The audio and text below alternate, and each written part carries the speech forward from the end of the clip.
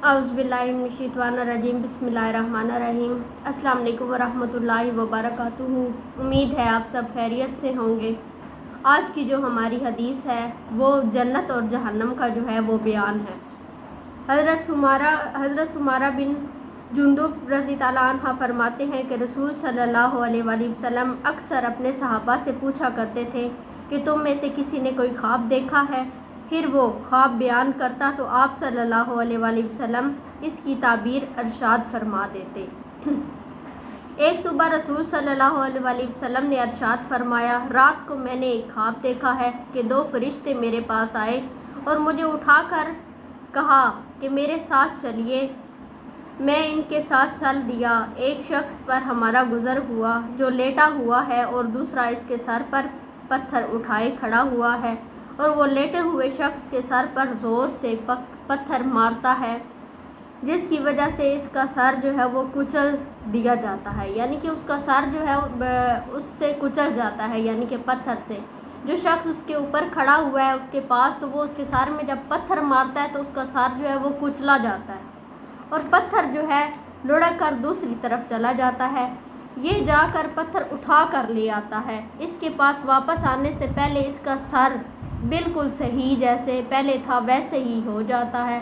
फिर ये इस तरह पत्थर मारता है और वो ही कुछ होता है जो पहले हुआ था, यानी कि जो पत्थर मारने वाला है जब उसके सर में बार बार पत्थर मारता है तो फिर उसका जो सर है वो बिल्कुल सही सलामत हो जाता है और फिर मतलब कि वो उसको पत्थर मारता है, मतलब कि वो एक ही तकलीफ़ जो है वो बार बार बर्दाश्त कर रहा है।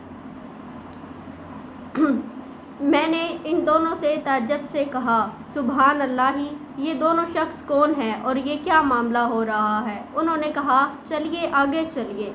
हम आगे चले और हमारा गुज़र एक शख्स पर हुआ जो चत लेटा हुआ है और एक शख्स इसके पास ज़ंबूर लोहे की कीले निकालने वाला आला लिए खड़ा है और जो लेटे हुए शख्स के चेहरे के एक जानब आकर इसका जबड़ा, नथना और आँख की गुद्दी तक चीरता चला जाता है ना।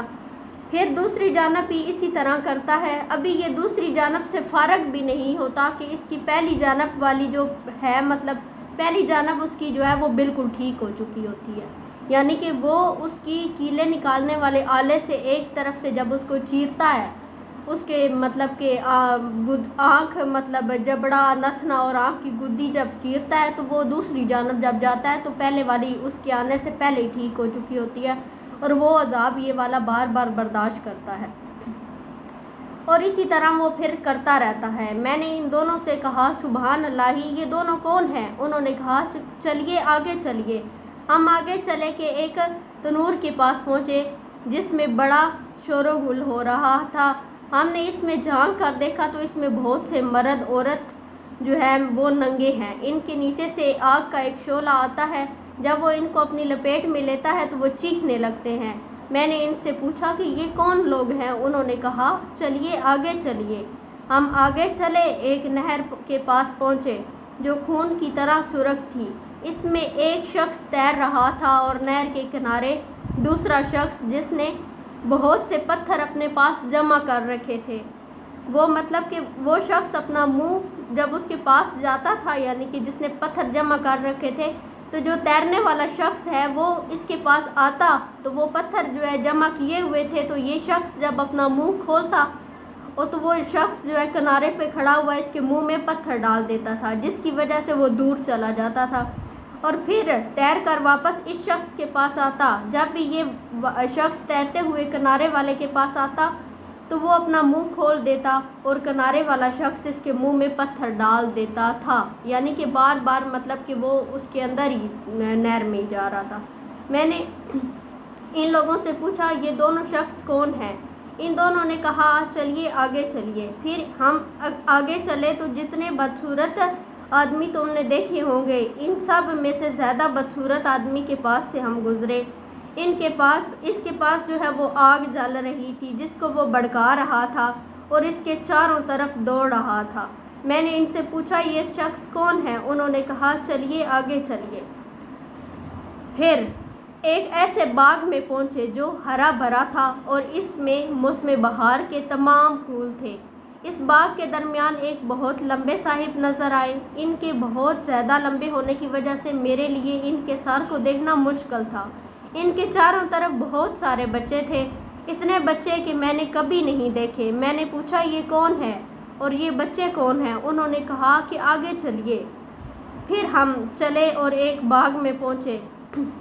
میں نے اتنا بڑا اور خوبصورت باغ کبھی نہیں دیکھا۔ انہوں نے مجھ سے کہا کہ آپ اس کے اوپر چڑھیے۔ ہم اس پر جو ہے وہ چڑھے اور ایسے شہر کے قریب پہنچے جو اس طرح کا بنا ہوا تھا کہ اس میں ایک سونے کی اینٹ لگی ہوئی تھی اور ایک چاندی کی اینٹ لگی ہوئی تھی۔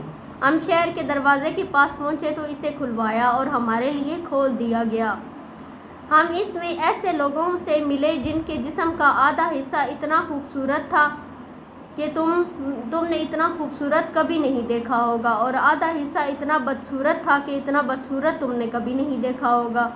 ان دونوں فرشتوں نے ان لوگوں سے کہا کہ جاؤ اس نہر میں کود جاؤ۔ میں نے دیکھا کہ سامنے ایک چوڑی نہر جو ہے وہ بہہ رہی ہے جس کا پانی دودھ جیسا سفید ہے، اور وہ لوگ اس میں کود گئے۔ پھر جب وہ ہمارے پاس آئے تو ان کی بدصورتی ختم ہو چکی تھی اور اس طرح اور بہت خوبصورت وہ ہو چکے تھے۔ دونوں فرشتوں نے مجھ سے کہا کہ یہ جنت عدن ہے، یہ جنت عدن ہے اور یہ آپ کا گھر ہے۔ میری نظر اوپر اٹھی تو میں نے سفید بادل کی طرح ایک محل دیکھا۔ انہوں نے کہا کہ یہی آپ کا گھر ہے۔ میں نے ان سے کہا بارک اللہ فیکما، اللہ تعالیٰ تم دونوں میں برکت دے، مجھے چھوڑو میں اس کے اندر جاؤں۔ انہوں نے کہا ابھی نہیں، لیکن بعد میں آپ تشریف لے جائیں گے۔ میں نے ان سے پوچھا آج رات میں نے عجیب چیزیں دیکھی ہیں، یہ کیا ہیں؟ انہوں نے مجھ سے کہا اب ہم آپ کو بتاتے ہیں۔ پہلا شخص جس کے پاس سے آپ گزرے اور اس کا سر پتھر سے کچلا جا رہا تھا، یہ وہ ہے جو قرآن سیکھتا ہے اور اس کو چھوڑ دیتا ہے، نہ پڑھتا ہے اور نہ ہی اس پر عمل کرتا ہے، اور فرض نماز چھوڑ کر سو جاتا ہے۔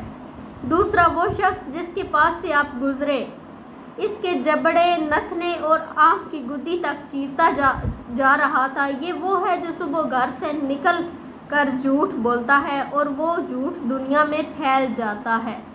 تیسرا وہ شخص جو مرد اور عورتیں تیسرے مرد اور عورتیں جنہیں آپ نے تنور میں جلتے ہوئے دیکھا تو وہ زناکار مرد اور زناکار عورتیں ہیں۔ چوتھے وہ شخص جس کے پاس سے آپ گزرے جو نہر میں تیر رہا تھا، اس کے منہ میں پتھر ڈالا جا رہا تھا، وہ سود خور ہے۔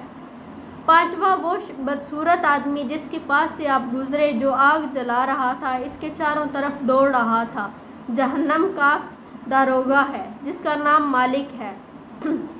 چھٹے وہ صاحب جو باغ میں تھے حضرت ابراہیم علیہ السلام ہیں، اور وہ بچے جو ان کے چاروں طرف تھے، یہ وہ بچے ہیں جو فطرت اسلام پر جو ہے وہ جلدی جو ہے مر گئے۔ اس پر کسی صحابی نے پوچھا یا رسول اللہ صلی اللہ علیہ وسلم، مشرکین کے بچوں کا کیا ہوگا؟ آپ صلی اللہ علیہ وآلہ وسلم نے فرمایا مشرکین کے بچے بھی وہی تھے، اور وہ لوگ جن کا آدھا جسم خوبصورت اور آدھا جسم بدصورت تھا، یہ وہ لوگ تھے جنہوں نے اچھے عمل کے ساتھ برے عمل بھی کیے، اللہ تعالیٰ نے ان کے گناہ معاف کر دیے۔ یہ بخاری کی حدیث ہے۔ تو دیکھیں اللہ تعالیٰ نے کہ حدیث میں نبی صلی اللہ علیہ وآلہ وسلم نے ہمیں جنت اور جہنم کا جو ہے وہ بتا دیا حال، اور جو گناہ ہیں ان کی سزائیں بھی بتا دیں۔ اللہ تعالیٰ ہمیں سب ایسے گناہوں سے بچنے کی توفیق دے۔ اللہ تعالیٰ بہت غفور الرحیم ہے۔ اللہ تعالیٰ دنیا میں کی گئی سچی توبہ کی وجہ سے معاف کر دیتے ہیں۔ ہمیں کبھی بھی اللہ کی ذات سے نا امید نہیں ہونا چاہیے، ہمیشہ اللہ تعالیٰ سے امید رکھنی چاہیے۔ اگر کوئی گناہ کر بیٹھے ہیں تو اللہ تعالیٰ سے معافی طلب کریں، اللہ تعالیٰ معاف کر دیں گے انشاءاللہ۔ اللہ تعالیٰ کے اوپر یقین ہونا چاہیے اور اللہ تعالیٰ کا ڈر بھی ہونا چاہیے۔ انسان کو گناہ پہ گناہ نہیں کرنے چاہیے، اللہ تعالیٰ سے معافی طلب کرنی چاہیے۔ اللہ تعالیٰ ہم سب کو جو ہے وہ سیدھے راستے پہ چلنے کی توفیق دے اور اللہ تعالیٰ سے سچی توبہ کرنے کی توفیق دے، کیونکہ ہم بہت گناہ گار ہیں۔ صدق اللہ العظیم۔